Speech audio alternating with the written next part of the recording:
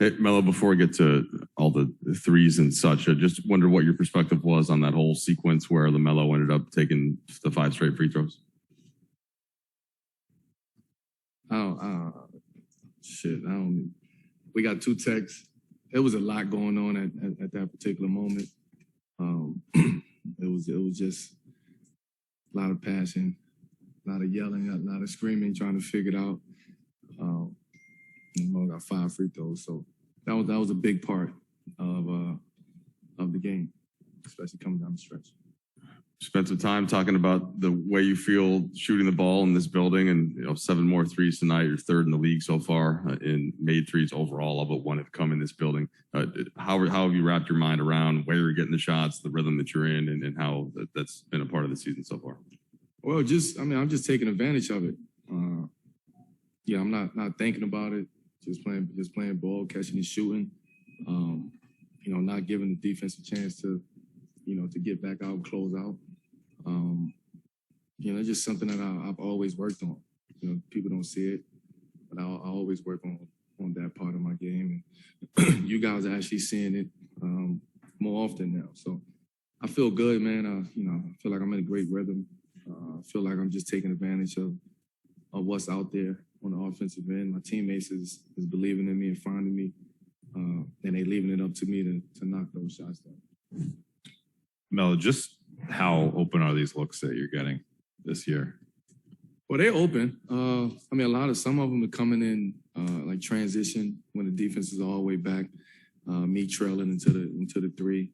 Some of them are coming off of the attention that Russ and AD, and even when Brown was playing, the attention that those guys get.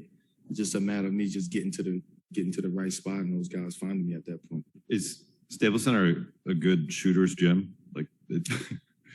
I always thought Staples was a good shooter's gym. Even back in the day, I used to think Staples was a good shooting gym, but it's different when you're an opponent as opposed to home team. And now I'm on the other side of that, so you get that energy, you get that momentum, you get the crowd behind you, you get your teammates behind you, and that's what we need. That's the Lakers basketball that we need to play hard, get the crowd into it, because we want to make this a tough place to come in and play. Melo, something that has a lot of us amazed, and well, especially me, you were almost out of the league a couple of years ago, man. Like no one wanted you. I think about that every day. Really? Yeah. And so what does it mean to you to be at this point where you're playing this well when everyone thought that Carmelo Anthony was done? Well, the problem with that is everyone else thought that. I never believed that. You know what I'm saying? It's something that I took that on the chin. I dealt with it. I lived with it. Played the scenarios all through my head for months. But I never doubted myself in anything that I did. So I always stay solid on who I am, what I can do. And the right situation for that came, then I was taking that situation at that point, which was Portland.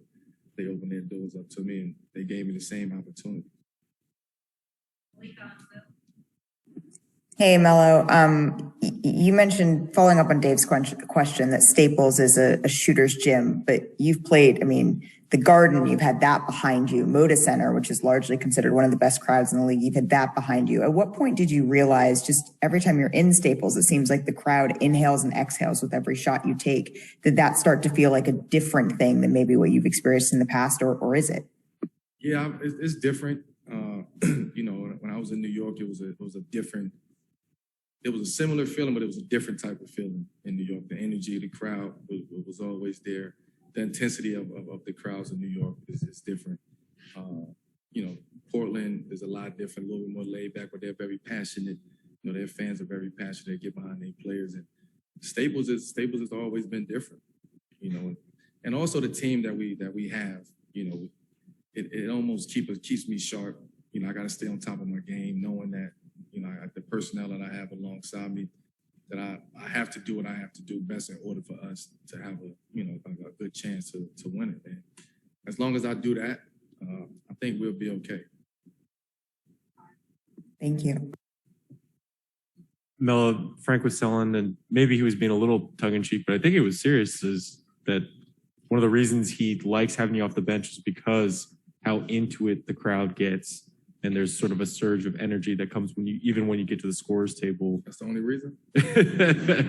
but come on, Frank.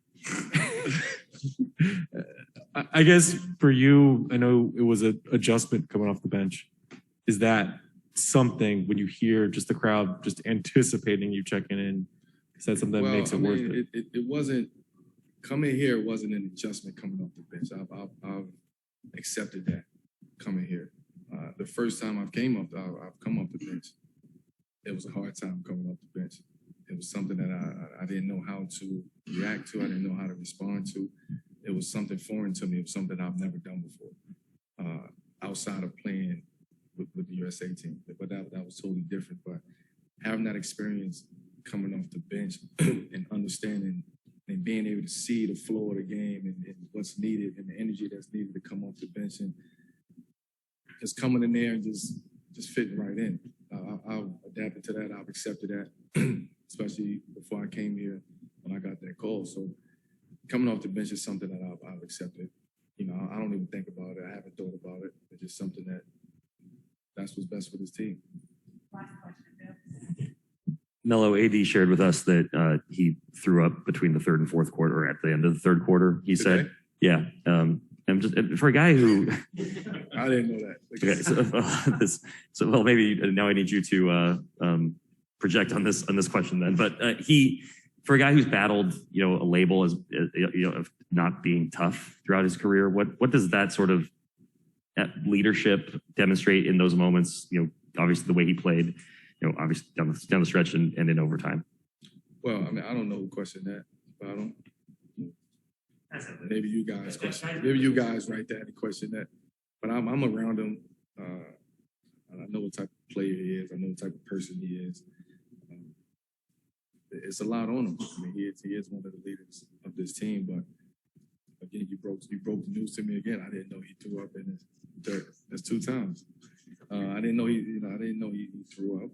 But for him to do that and still come back and help us win this game and get this victory, that just says a lot about him. I think a lot of times we find a narrative and we try to stick to it when it comes to athletes. And I know he's not soft. I know he's tough. I know if he's out there, he can play. He's going to play. So that's the only thing that matters to me. Thank you.